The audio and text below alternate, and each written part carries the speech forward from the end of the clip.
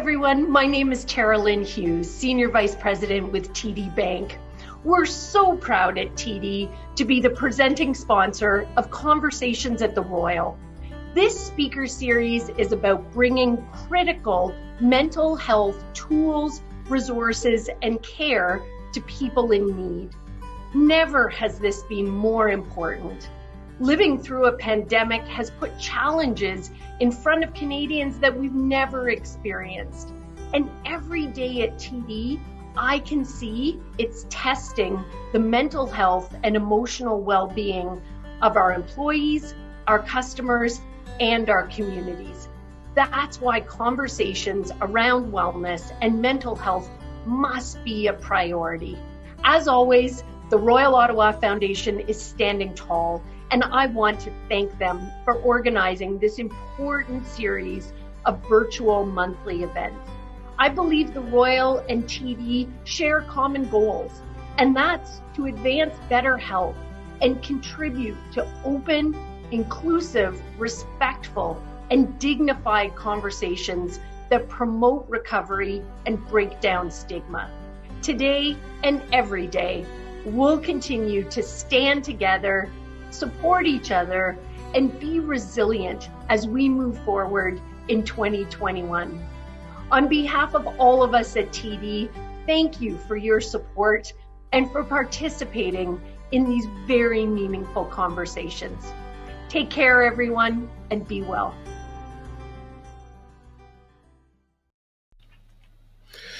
Well, thank you very much for that, Tara Lynn. Good evening, everybody, and welcome to Conversations at the Royal presented by TD. And we'd like to kick off this live broadcast here on this Tuesday with a sincere thanks to TD for their generous support of this an important series. You know, we started this back in 2021, like a year ago at this time, and we thought there's no way when we get to January 2022 that we're going to be doing virtual conversations at the Royal presented by TD, that our kids are going to be back in school. And guess what?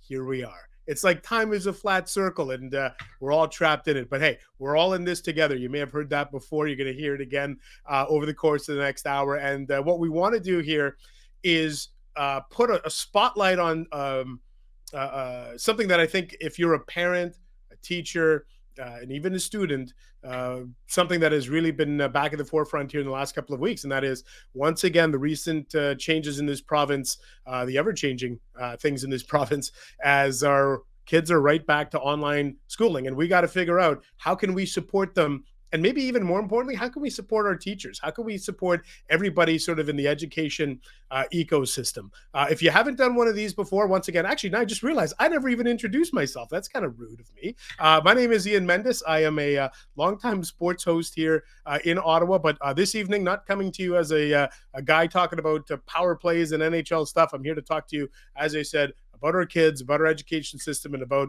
doing some distance learning. If you've never done one of these before, then I want to just take a moment to walk you through our setup, because I'm pretty sure at some point in the past year, you've done Microsoft Teams, and you've done Zoom, and you've done FaceTime, and you've done, insert platform here, but you may not have done Brand Live. So if you've never done this before, a couple of things that we want to tell you about. We are live. So one of the cool things about being live is you have the ability to ask us any question at any point. So you see there's a little chat feature. Fire your question in there. Towards the back half of this session, in the last half hour, 20 minutes, whatever we've got, we're going to be able to dive in to some of your questions. So don't be shy. Get your questions in there.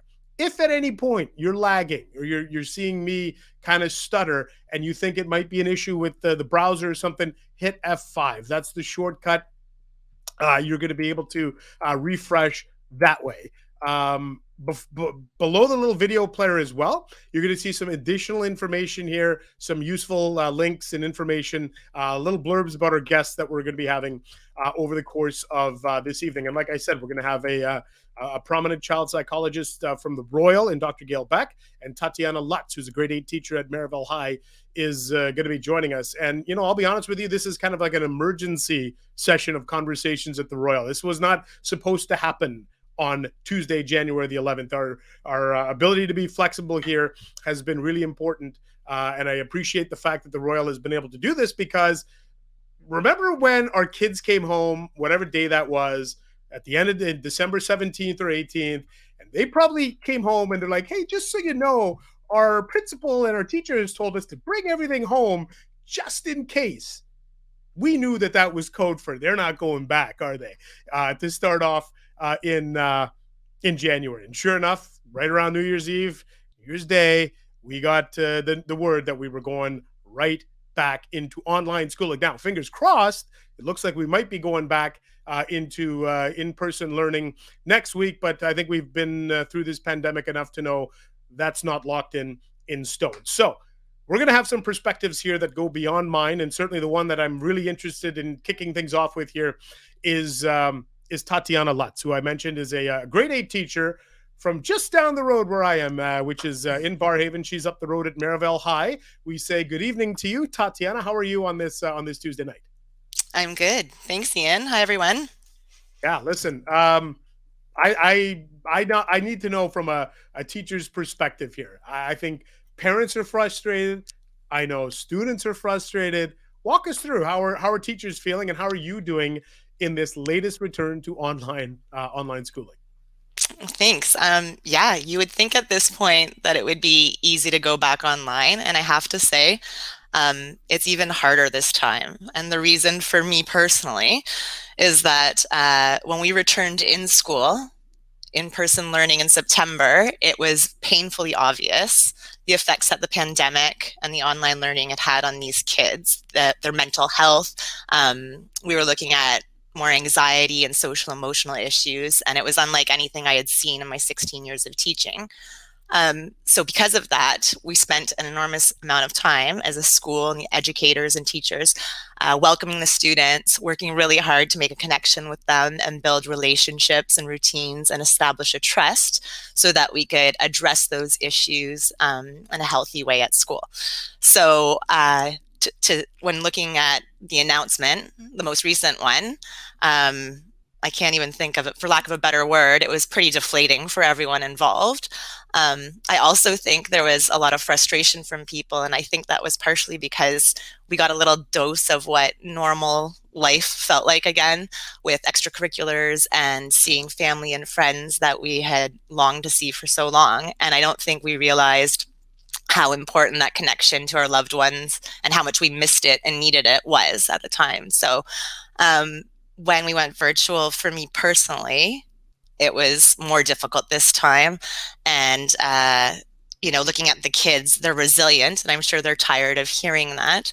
But really, when I think about actually teaching online and working with the kids, your most vulnerable kids and the kids that we worked so hard to establish these routines with and these strategies to manage their stress and anxiety, it's really hard to support them online. So, it's overwhelming. It's a lot of screen time, a lot of households. It's difficult for them to manage it. And so fingers crossed this round is not very long this time around. Yeah, I think, you know what, where I think you hit the nail on the head was it's almost like October and November, we were like, I could probably live with this. Like, if, I could live with the masking and and we got our youth sports back and the kids are back in school. And then all of a sudden it was not unlike March of 2020, right? Like before March of 2020, we had never heard really of the term coronavirus or COVID-19.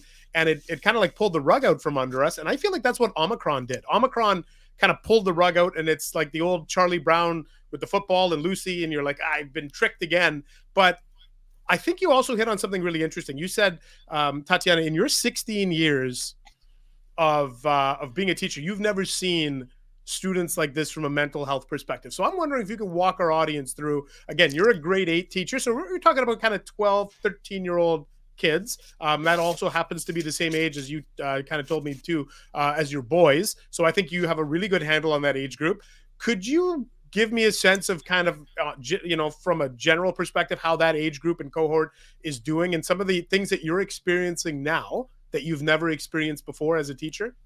Yeah, definitely. So thankfully, that first week was a short one. So I think that was helpful for some families and students to adjust to the going back to online. But already in this short period of time of being online, we're seeing the exact same issues that we saw the previous times online. So the first would be just actually connecting and attending and engaging. So in some cases, it's because families don't have the Chromebook yet, or they don't have Wi-Fi. In other cases, families have decided collectively and reached out and said, this doesn't work in our house. This virtual platform is unhealthy for the whole entire family, for our mental health, and just opted not to do it. And that's okay, because whatever works for you is totally understandable. And again, it's the other issue we're seeing is when the students are online, the actual engagement and asking for help. They don't know how to ask for help because it's such a public setting. So if you raise your hand online, everyone can hear you. So at school, you can be more discreet and sort of, go to the teacher's desk and say, I need help with this concept. Can you help me at recess? Or there's different ways of managing it. So I want families to know that if their child is not understanding a concept, my son was in tears over long division the other day. What you do is you can just email the teacher separately and manage it that way. It doesn't have to be in such a public setting. And the other thing is, these kids, when we talk to them, so my support team, my spec ed team, we do check-ins on the kids that aren't engaged and are struggling. And when we try to ask these kids and talk to them about their stresses and anxiety, they can't actually articulate what it is that's difficult for them or what's stressing them out. So we have 4 questions that we generally ask them, and you could ask them at home with your child if that was helpful as well. And the 4 questions are this. The first being, is it the actual amount of screen time that is difficult for you? Because it feels very unhealthy emotionally and physically and mentally for some kids to be on a screen that long. The second question is it the amount of work? Is it the sheer volume of work? The third is, are you not understanding the concepts? Is it difficult? Do you need support? And the fourth is, are you having a hard time focusing? And if you can pinpoint the issues or what they're struggling with, we can accommodate them and modify it. And it's not that difficult to make slight adjustments so that it takes a little bit of the pressure off and the stress away for the child and the family. So that is one thing that we're seeing. And really the hardest thing for me personally is looking at my remarkable educators and colleagues and these amazing kids. And then when I describe it to people, it's like watching their lights go out. They're just losing their motivation and their drive and their zest for not just education, but for like connecting with people and communicating and engaging. So it's been really hard to watch. Like, it hurts my heart to see just, they're walking around in masks, and they have been for years now. And it's really difficult to watch them do that, and you can see the toll it's taking. So yeah. And with no extracurriculars at school, it takes away the fun elements, and they're stuck in this bubble in this cohort. So even at recess, if their friend isn't in their class, they can't see that person, and that's really, really difficult and hard for them. Yeah. And I think, removing physical activity and taking away their access to play on team sports, a lot of girls and boys need that physical outlet, and they don't have it. And I love those 4 questions that you brought up too, because that's a way that you can kind of try and narrow down maybe what the issue is. And by the way, before I ask you this next question, who among us hasn't cried over long division too? Okay. we've all been there. Okay. I got to ask you this because I think as parents, one of the biggest challenges, and Tatyana, this is probably more geared towards, if you're a parent of an elementary school student, you're probably torn between your own work stuff, and then maybe in the next room or the same room, your child is trying to do online learning, and it's really difficult. I think that's one of the questions we would have as parents. Okay, help us out, teachers. What can we do at home that we can do to help beyond those, those 4 questions you asked? I think are great, but now I'm looking for help for myself. Like, how can I help alleviate some of the stress, and how can I support my kids in a home learning environment? Yeah. So, Ian, I wish I had the answer to that. Really, I do. Yeah. It's like the idea of trying to support your child's online learning and be a parent and work full time and manage a household is extremely overwhelming. It's a huge stress for sure when we go online. But I do have 4 little tips that seem to be helping families, most families that we speak to. The first, I'm going to use an air travel safety analogy. So basically, it's put your oxygen mask on first.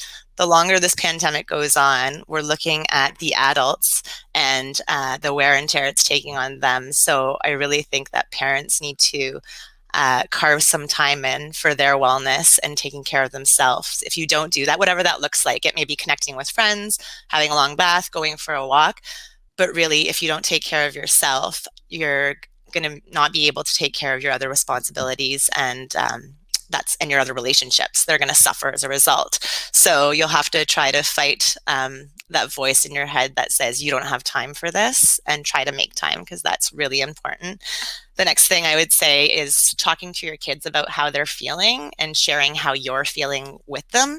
I think this one's huge. The kids and students that I work with oftentimes aren't sharing their worries and their stresses honestly with you because they're afraid to disappoint you. So I think when you let them know about how you're feeling, it makes them feel like they're not alone. I know there have been many nights in the Lutz house where I've had to apologize to my boys at night and say, I'm really sorry about how impatient I was. Today was really overwhelming. It was a hard day. Tomorrow is going to be better. And so I think that's honest, and I think they appreciate that, and it's important for them. The next one is spending time with your kids. I know we're all spending a lot of time together, but doing something off screens, whether it's a puzzle or baking or building something or whatever you choose to do, I think you'll be shocked at the sort of organic conversations and discussions and connections you make when doing that, because, they just want to spend time with you. And the last one would be basically looking out for your mental health and your family's mental health. So, everyone's allowed to have a dark day or a bad day, but if the bad days or the sad days are outweighing the good days, then you really need to ask for help. And I think that many families and people don't know how to do that. And so the learning support teacher at your school and the learning resource teacher are connected to the school social worker and psychologist, who can also connect you to resources within the community. So I think it's a great intervention, and it's important to not be okay, like when you're not okay, to ask for help and use those resources that are available to you. Yeah, listen, Tatyana, I appreciate you dropping by. And you know what, of your 4 points there, the one that really landed with me, resonated with me, and I think we don't do a good enough job as parents, was your second point about it's okay to show your kids that you're also frustrated, because I think sometimes we like to act like we're the rock, right, for our kids, so that, they don't want to see mom and dad kind of, losing their stuff and kind of, because, we're supposed to be calm. But I think we indirectly and inadvertently send them the message that they're probably looking and think, wow, like nothing phases them. Like, I guess I better be better. And it's like, well, no, like that's not it at all. We're struggling. And sometimes we're like, I like to use the analogy, like we're ducks. You look at the duck above the surface and it's very calm, right? But then you get that underwater camera and you see the little, the feeder paddling. And sometimes I think sometimes our kids need to see that we're feeder paddling and it's not just all super calm. So I really appreciated that little that piece of advice. And actually too, I'm going to go at the end of this session, I'm going to say, hey, Tatyana I'm going to go to my teenagers and say, we're supposed to spend more time together. Who's up for a game of Jenga?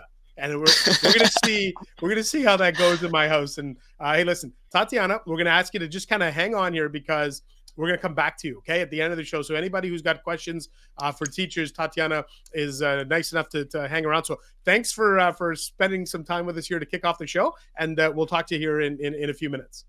You're welcome. Thanks, Ian. Okay, there we go. So thank you, Tatyana, for that. Our next guest is somebody that I had the pleasure of interviewing multiple times before, one of the real leaders in our community when it comes to youth mental health. I've, as I mentioned, had a couple of these conversations. Unfortunately, they're always kind of in the virtual mode with Dr. Gail Beck. Great to have her back in the mix. There we go. We're all set. Dr. Beck, welcome back to the show. And again, your role as a psychiatrist at the Royal, and you deal specifically with the youth. So first of all, thank you so much for once again taking your time to speak with us here at Conversations at the Royal, presented by TD. To do this, and I'm grateful both to the foundation and to you and to Tatyana and to Toronto Dominion Bank. This came to me, a special conversation came to me as an idea last week when I came back to work myself, having been able to have a bit of a break at the new year. And the first 3 people I sat down with, teenagers, I asked them how they were doing, and they said, not well. I'm not going to be well for a while. I'm just not back in school. It's not the same. I kind of thought we were done with this, and it feels like we're right back at the beginning, and I don't even know when I'm going to start class. And immediately it dawned on me that how difficult the Omicron variant and the fact that kids were once again absent from school was going to make it for young people. And even at that time, we knew 3 pediatric organizations across the country had already signaled that they were worried about youth mental health. And I thought this is a good time for us to have a conversation. I think the other important shout out for me to make is that I've been listening to Tatyana. And I, of course, work in our school program, and the youth on our inpatient unit and our day hospital have a teacher. So I work with 4 amazing McHugh School teachers in our programs. And like Tatyana, they have so many good ideas. And they've been able to pivot, regardless of what they say about the stress they've experienced. I've seen the stress, I understand the stress, but it's just amazing to me when I listen to them, how they have pivoted to look after kids in our community. And I think we need to be aware of that. And if parents are looking for a resource, just the way they heard from Tatyana about her ideas, every teacher in this community trying to look after students, trying to look after their best interests, has just as many ideas that they've been percolating through this pandemic. And we really need to be grateful for them and for the work they're doing on the front line. Yeah, that is well said. I hope that there's a greater appreciation for educators and teachers in all of this, especially when a lot of times we're, as parents now, we're kind of forced to help do some of the instructions at home and help guide the process. We realize what a challenge it is, and I think those tips from Tatyana were terrific. So just to kind of maybe piggyback up on that, Dr. Beck, what are some of the measures maybe as parents we can do? And sometimes it's the little things, isn't it? Like little things that we can do as parents to maybe have an impact on our kids. So some of the things that people have told me, kids are telling me, have really been an assistance to them are some of the things Tatyana mentioned, that it was a relief to them to see that their dad wasn't managing, right? That their dad was having trouble getting back into online work, was worried about them starting school, and that was a relief to them, that they thought they were the only ones suffering and that they were the only ones not managing this. And to see their mom and dad and other people around them struggling was something that was reassuring, that this was difficult for them, and that if it was difficult and their dad or mom was going to continue to try, then they would be able to do that. The other things that have been helpful are when families and parents find fun things to do, right? So if it's, so it's sort of like the end of your first difficult day last Tuesday in virtual school, and you come home and you decide, we're not going to eat a regular dinner tonight. We're going to eat something special, and each of us can have whatever we want. And just something that's very, very different. Families are struggling at different levels, but I do think most families can think about something really fun that everybody likes to do. And I think at this time, for our own mental health, we have to reward ourselves in that regard. And we have to, just as Tatyana said, look after ourselves. I think the other thing that I wanted to speak about, and I know we put some resources up online about building resilience and other resources for parents. But another thing that's very important is to remember not just to look after yourself, but to look after your family by doing things that your family really enjoys. One of the things that all families seem to have a lot of fun with last week when I met with them, we asked them to bring in, each member of a family to bring in their favorite family photo. And we asked them in the hour that I saw them to talk to me about why, to tell everybody, me included, why this was their family photo. And some of that was very revealing for everybody in the family. So, the example I can think of is that my son's favorite family photo is a photo of his sister's birthday in an era when she just loved watching CSI. And we'd made a birthday cake that had black icing with a body outlined in white. So all of us in the picture have black lips and black mouths. And he says he looks at that picture and he remembers how fun it is to plan somebody's birthday with a surprise that's really important for them. And I think that there are lots of ideas like this about keeping your family strong. And it's in some ways as important to do that as it is to make sure you've got all the materials that they need for school. Because in the long run, what's going to pull us through this is being able to maintain our own sense of strength and our own sense of mental health. I think at some point, Dr. Beck, you're going to have to tweet out a picture of that CSI cake. I feel like that feels like a CSI Vegas cake based on the theme. It was pretty, it was a pretty good cake. And by the way, I think we may have had a little bit of a technical. I think so. Go ahead. Sorry, go ahead. Yeah, we're having a little bit of technical problems. Little bit of a technical glitch. It's okay. We've lost your video feed, but I think we've still got your audio. So this is like I'm back on radio. Like I can't see the person I'm talking to. So it's all good. But I think we'll try to go here with now we've just got her initials up there, GB. Just in case you forgot, it was Dr. Gail Beck. That's who's in the picture right now. So I'll tell you what, I just want to take a moment here to remind our viewers here. See, this is how you know it's live. Like if this was a carefully choreographed, edited thing, we would stop, we would reset. It's not. It's live. It's almost 7:30 Eastern time here on Tuesday. So fire your questions in if you can. I think we may have lost Dr. Beck. In fact, now we've 100% lost her. So we're going to try and reconnect with Dr. Gail Beck. But I think what is good is this does allow me the opportunity to remind you to drop your questions in. Okay, so there's a little chat feature in there. Heck, you might have a question for me as a parent, for Tatyana as a teacher. By all means, drop it in there. And in the meantime, we will try and get Dr. Beck back into the mix here. As I could tell there was a little bit of a technical issue for Dr. Beck because her voice was starting to break up. Then we lost the video feed. So we're just on standby here to get Dr. Beck back into the mix. So I'll tell you what, if Tatyana is there, if we could bring Tatyana back in, we do have some questions into the chat that we can just kind of jump ahead and get Tatyana in here. And by all means, fire your questions into the chat. We will handle them. And we'll see if we can get Tatyana back in here, or if maybe they're just troubleshooting Dr. Beck. And now I'm up here tap dancing on his stage by myself in perpetuity. I don't even know how much longer I'm going to be up here before I get a guest to join me. So I do have a question though from the audience. We do have a question from the audience for Tatyana. So we're going to hopefully get to her, and I think Dr. Beck might be back here.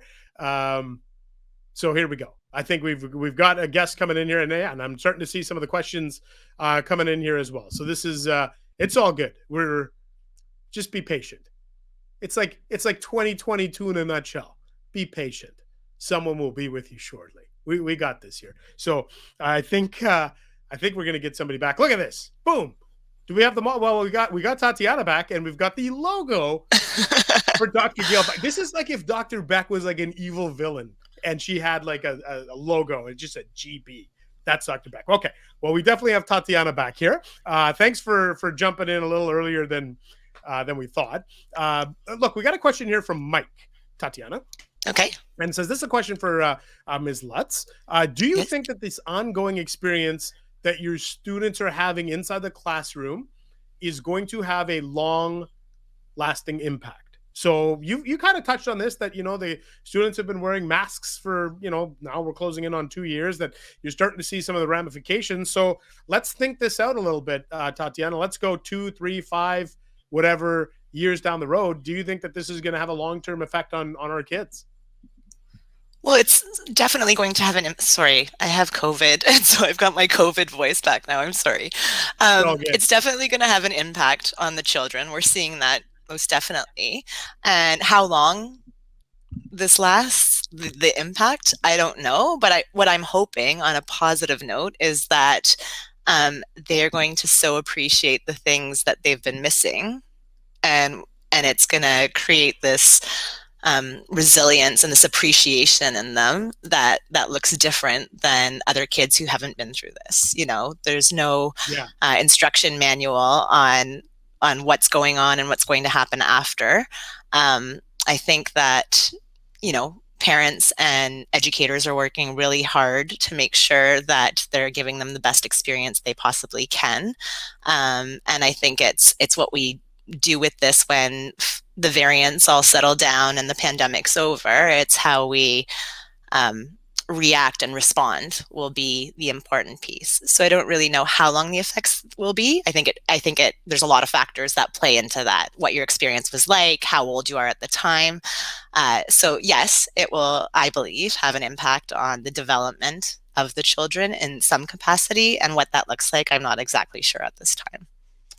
We got some more questions again. We're still working on Dr. Beck to join us here, and we'll take all the questions here. Here's another one from one of our users here, Atman, who wants to know, how can teachers support students and establish a partnership with parents? Oh, that's a great question. I think when dealing with this, like, I don't know if this question's for online or just in general, in person. Does it specify on the question? It doesn't, but you know what? There's probably some overlap there, right? Like, there's probably a way that you could support your kids online and then maybe take some of those lessons, and then once they're back to in-person learning, you can still kind of create that relationship. Right. So I think, there's a lot of panic right now about academics with the kids because of what's been going on and the back and forth with online.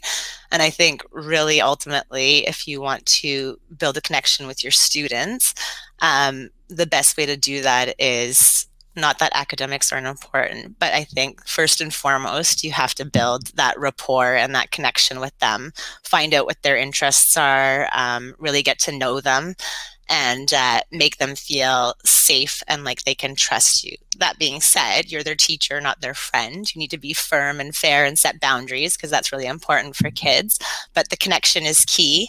And I think I would say, when working with families, I know that email is quick and easy and we're always on tech. But I think sometimes a phone call and talking to a parent and showing them that you care and that you're a team is hugely important. And what I wanted to say earlier, and I didn't get to, so I'm glad I get the opportunity now, is if you look at it realistically, in some cases, the teacher is spending as much time with your child as you are. And so as educators, we get to see different light than their parents, and they behave differently in these settings. So if the parents and the teachers are on the same team working together for what's best for the child, it's going to benefit the student and the teacher and their connection and how they're learning and relating to each other. It's going to make things more fun, for sure. Yeah. Well, speaking of more fun, I think we've got Dr. Beck back here. So, fingers crossed. Let's see, Dr. Beck, do we have you back? It looks like it to me. Okay. Well, I'm just going to, you know what, since we've just to keep the flow going here, we got some great questions into the chat for both of you. So I'll just kind of bounce around here and ask some questions. I'm going to take one here from Kelly, who says, and I would assume this one is probably directed at Dr. Beck. My son is not sleeping well due to anxiety. Do you have any suggestions? And I would imagine, Dr. Beck, that there is such a connection between a good sleep, good mental health, and good mental hygiene, so to speak. So I'm sure this is something that a lot of parents are dealing with, sleep issues. So are there any tips here for helping a young person who's not maybe sleeping well due to anxiety? Yes, I have a few. I mean, I think the first thing is, and especially now in this time of virtual school, I mean, this is going to sound like, oh my God, how are we going to do this? You really have to watch the screen time before bed. And you really have to keep to very good, what we call sleep hygiene and sleep routines. So ideally, about an hour before a person should fall asleep, to get up in a reasonable time for all of their responsibilities in the morning. They should have all screens off and just be relaxing, doing something that they enjoy. Maybe listening to some music that relaxes them, maybe reading a book, but they need to have a routine that winds them down after being on screens a lot through the day and maybe even through the evening. The other thing is, the more regular you can keep your sleep time and waking time, the better it is, even through holidays. And of course, everybody right now anxious about whatever is going on. Coming back to a new routine is going to be more anxious. And they're probably also coming off what I call holiday sleep. They're used to waking up a little bit later, and it's always good a few days before the holiday ends to start practicing to get back into the sleep mode that you have. Right now in virtual school, it may even be more difficult, because there are times when you're right at home during the day and you may be able to do things like have naps. The worst thing that you can do if a nap is not part of your regular sleep cycle, it is for some people, but if it's not part of your regular sleep cycle, is to have a nap in the middle of the day, which inevitably pushes your bedtime. So having a good sleep hygiene is the most important thing for getting regular sleep every evening. The other thing is that most parents can ask their child, what are the things that help them to calm down? And I will say a lot of parents know this already for a child, and probably this child or youth is experiencing extraordinary anxiety. And sometimes you can talk them through that a little bit. I'm sure, Tatyana, I certainly myself spent a lot of time coming up a little bit later in January and then in June, talking to young people about their exams, when they're anxious and they're not sleeping. And at that time, you just work through logical things. Just relax in bed. Just lie down and rest. Even resting will help. We're going to get through this. We've gotten through other things. Reassuring information, things that they can reassure themselves with. If your child has a mind to, there are lots of good meditation and mindfulness apps that do have routines that you can use to help put you to sleep. And some kids can really find one of those that they gravitate toward and use it. The one thing is, I know I said to use quiet music, but it isn't unusual for an adolescent whose favorite music happens to be heavy metal, and that does relax them. And I remember having this discussion myself with my own children, but it does relax people. And if people say it's relaxing, you may just have to take their word for it. So those are the kinds of sleep hygiene things that we recommend. Also, sleep hygiene, I know it seems odd for a doctor to say Google stuff, but if you Google sleep hygiene, you will get a lot of suggestions for things that might help the young person in your house find something that's going to work for them. Excellent. And you know what? And I would suggest the Calm app is a really good app. If anyone's looking for app ideas for kind of winding yourself down, the Calm app, CALM, is fantastic. Got another question here. We're just going to jump into it. So if you're tuning in live to us here on this Tuesday, just drop your question into the chat. Just whatever you have, drop it in there. We'll try to get to as many as we can before the top of the hour. Tatyana, this is an interesting one because I think there's a lot of people that might be dealing with anxiety as it pertains to presenting in class. We have a question here from Huda, who says, how can I help my very shy teenager if they have anxiety presenting before their classmates in a virtual setting? So I would say, look, most students have a hard time.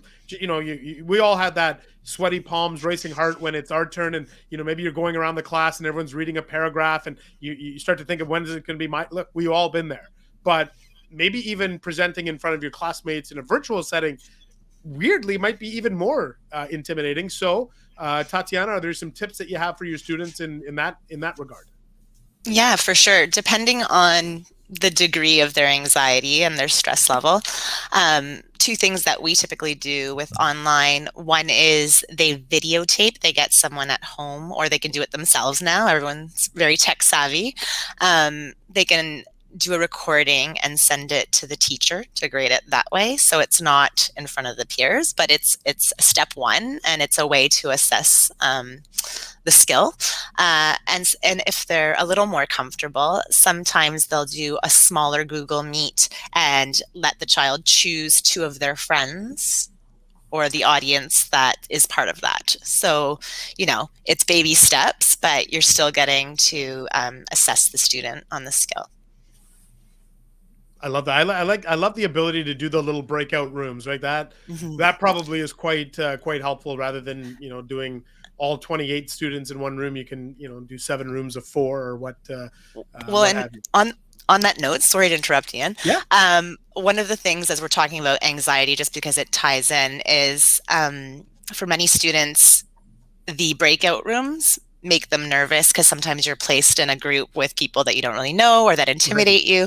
And so a teacher last virtual round suggested that if you put each kid in their own breakout room when you've taught the lesson, then if anyone is struggling, they can raise their hand, the teacher can go in, they can have a one-on-one, troubleshoot the problem and go over the concept, and that way they don't feel insecure about being centered out and they're getting it done. So that's just a suggestion for teachers if they have anxious kids in their class. Yeah, that's a great little tip there, to do individual breakout rooms for everybody. We'll roll along here, and we'll go down to a question here that we just got from Satya. And Satya says, this would be, I think, for Dr. Beck.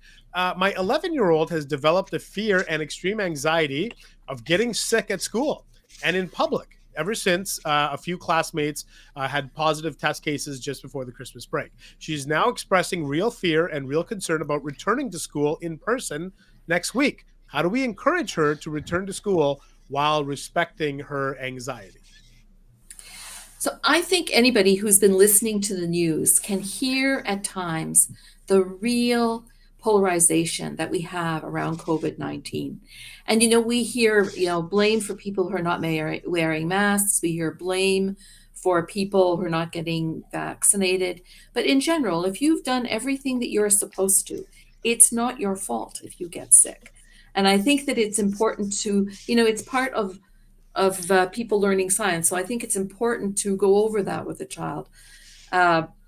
If you go to school and you get sick, it's not your fault. Nobody is going to blame you for the fact that you get sick at school. That certainly can happen. And no doubt about it, everybody is worried about that right now. I think it's a good opportunity. We see people not getting their vaccines. We see people not willing to wear masks. And when you think about that, in a way, there must have been something about science that they missed. And so I think it's a good time to remind people that that virus is so small that if you were the size of a head of a pin, you wouldn't be able to see it. And so when it's that small, it can get in anywhere and your body can become infected, and that wasn't your fault. And I think that does, for somebody around 11 years old, that will help them a great deal. There are also, one of the teachers in our program had quite a good program on viruses and infection, and it is a good time, I think, for lessons around that. But we have found that, reinforcing that it's not a person's fault when they get sick is one of the things that can help alleviate their anxiety. Yeah, that's really important. I think there was a little bit of a shame element in the early stages of the pandemic of, maybe you didn't conduct yourself in a safe manner. I think that is essentially gone out the window. For the most part, I think if you're conducting yourself responsibly, there's still a chance you could get it. But like you said, it's important that we kind of hammer home that message that it's not your fault. This is a really good question from Tracy, and again, I think this one might be for Dr. Beck.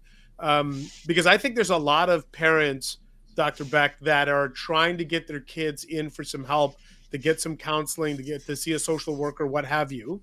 And the wait lists are so long, and it's maybe in some cases months, and they feel like, oh, I can't get my child in. Tracy says, look, wait lists are so long all over the province. What is the best resource that you would recommend for parents while we're waiting to get some help? So I think that one of the things that maybe we'll put up in our resource list are all of the crisis and the various chat lines that are available. I know their Youth Services Bureau in Ottawa and other agencies around Canada actually have both chat lines as well as phone numbers that you can use for your child just to call in and get some reassurance.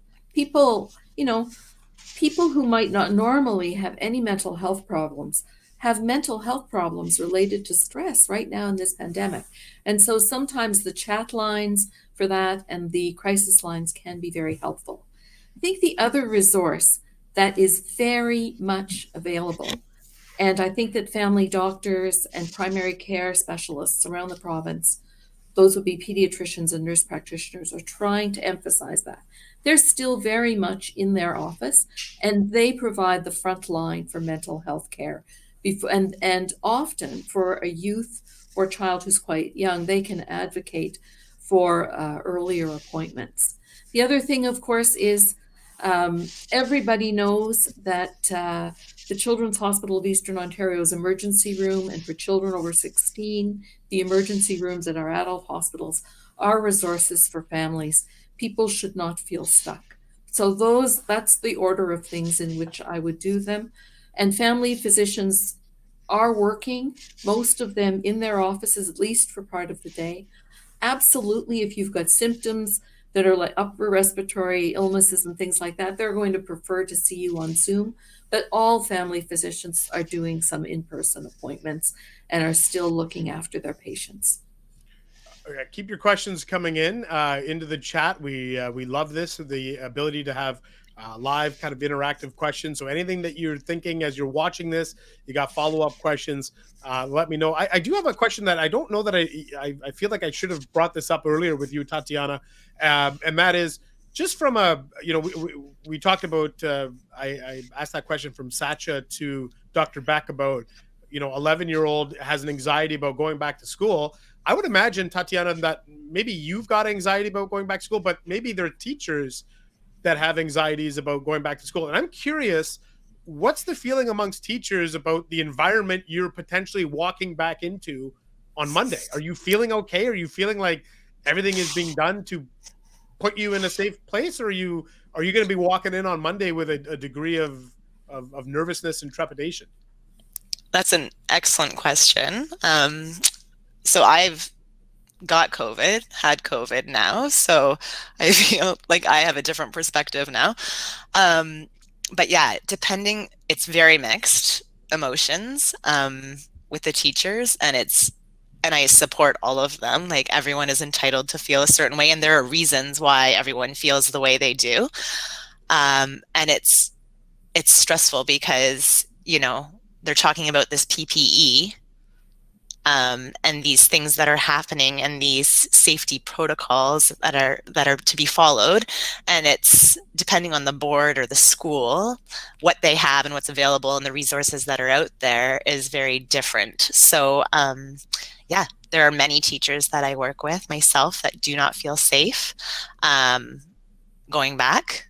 And so that is super stressful for them.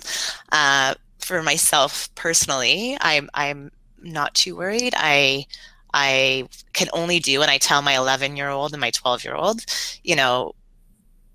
we can only control what we can control. So how we decide to live our lives is up to us. And so lots of hand washings, wear your mask, and these are things that we're going to do. And that's enough for some people, and for other people, it's very stressful, and the unknown is very daunting. And this new variant, it's difficult to trace. And just when we feel we're coming out of this pandemic, a new one rolls in and it flips everything upside down. So yeah, to be honest, it's mixed emotions for sure. I hope that when we arrive, the N95s are there and there's HEPAs.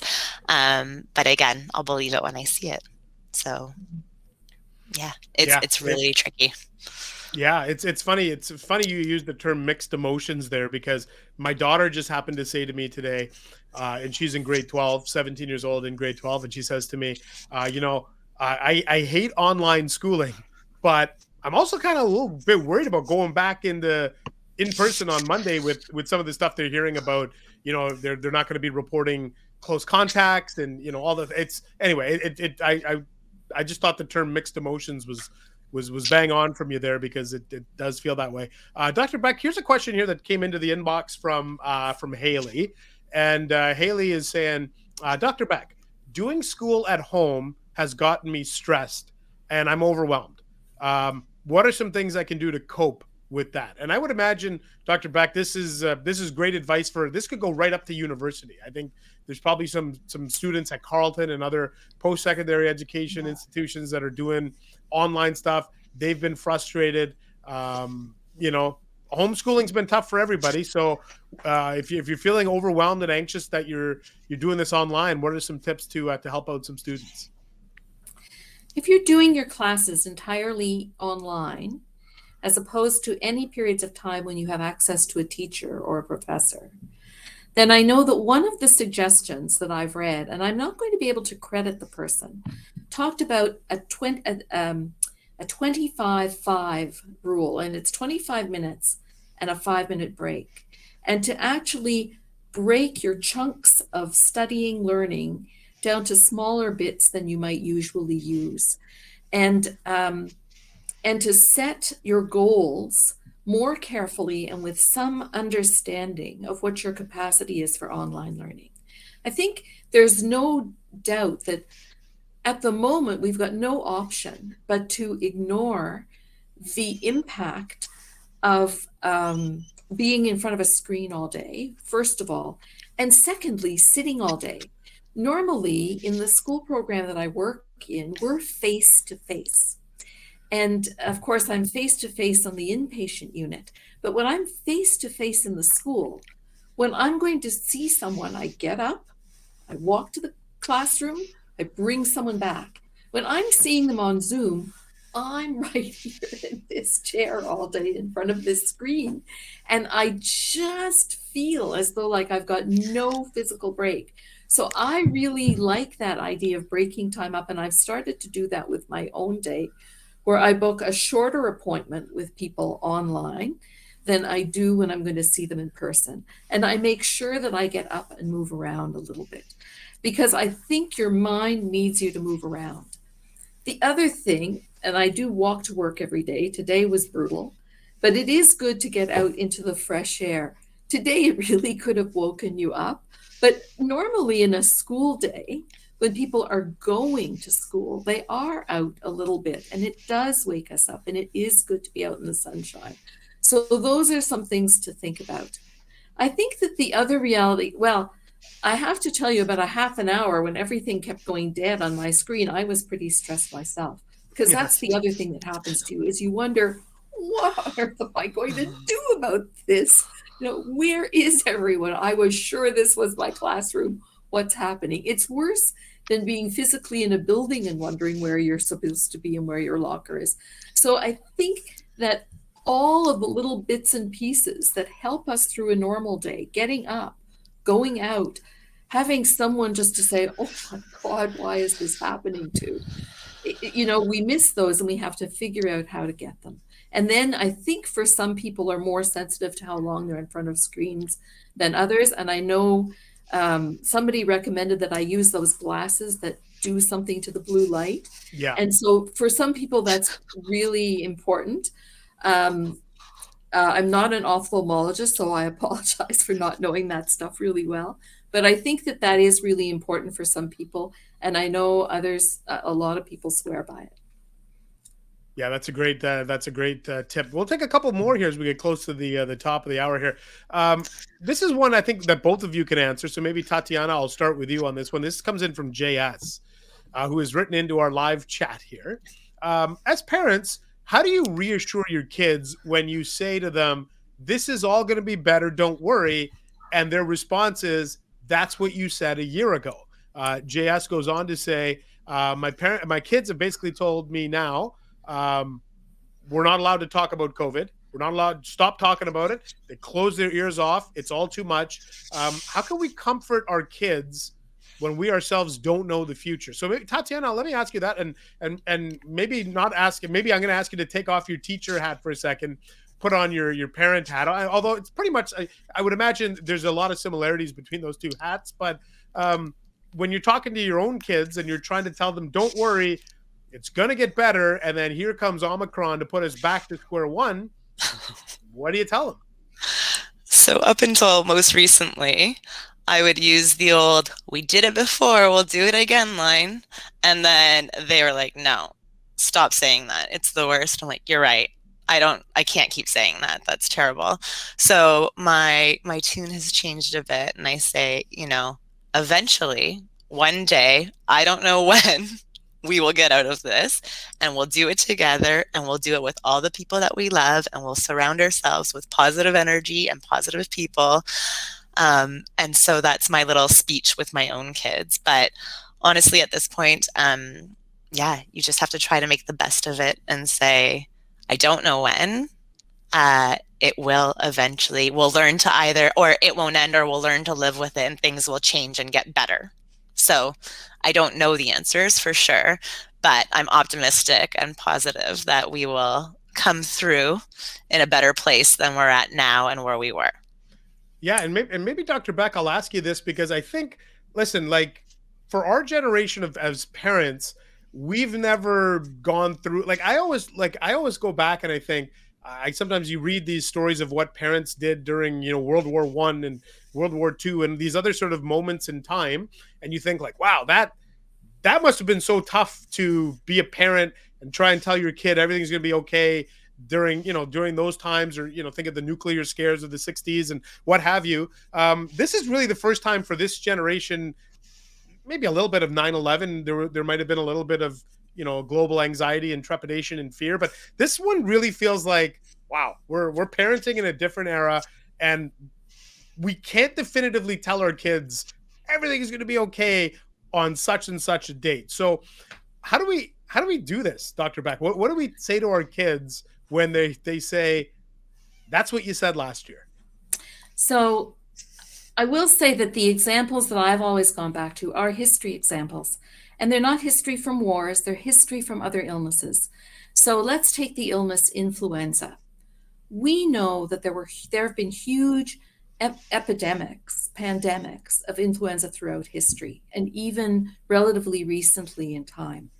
And granted, maybe nobody wants to hear the 100-year story, but things got a lot better with influenza within a shorter time, and we learned how to live with influenza being in the world. And every year we live with influenza being in the world. Some people better than others.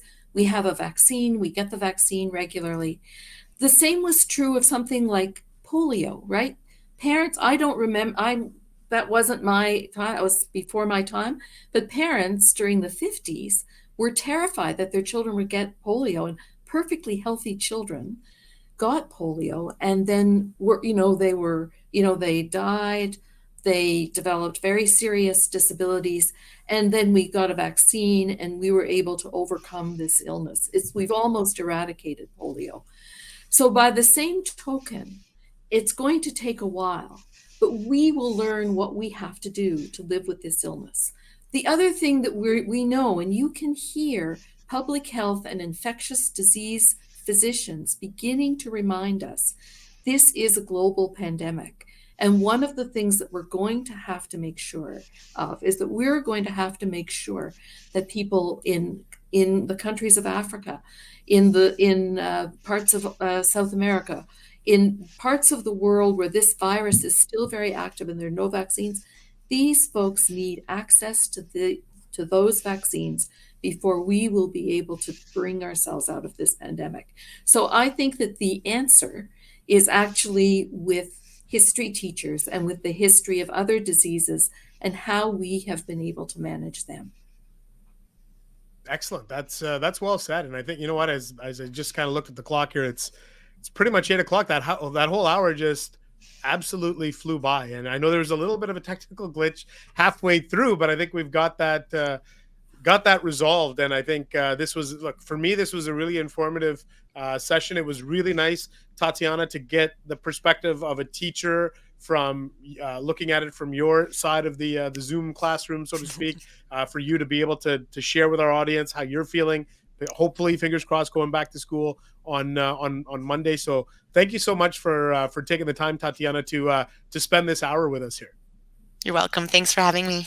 And Dr. Beck, as always, these are really informative for us to be able to have access to somebody with your credentials in this field. It's invaluable. So I know that there's a lot of people on this call tonight that, whether you answered their questions or just in the beginning when you were speaking, you certainly shed a lot of light on this topic for us. So I appreciate you, Dr. Beck, also taking the hour. No, I'm really grateful to both of you for taking your time, and to the foundation for setting it up, and to Toronto Dominion. So thank you very much, and good night, everyone. Yeah, like you said, a big thanks to TD for sponsoring this. And hey, listen, before we sign out for the evening here, we want you to just look under the video player here. You're going to see some opportunities and events and ways that you can support the Royal. And we just want to thank everybody for taking the time here to join us for this latest Conversations at the Royal, presented by TD. Our next one's going to be coming up soon. Like I said, this was kind of we'll call it a pop-up event. Wasn't exactly scheduled, but with everything going on,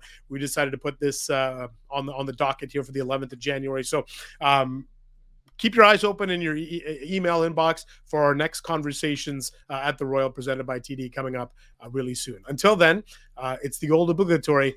Stay safe. Thanks for tuning in, and we'll talk to you next time.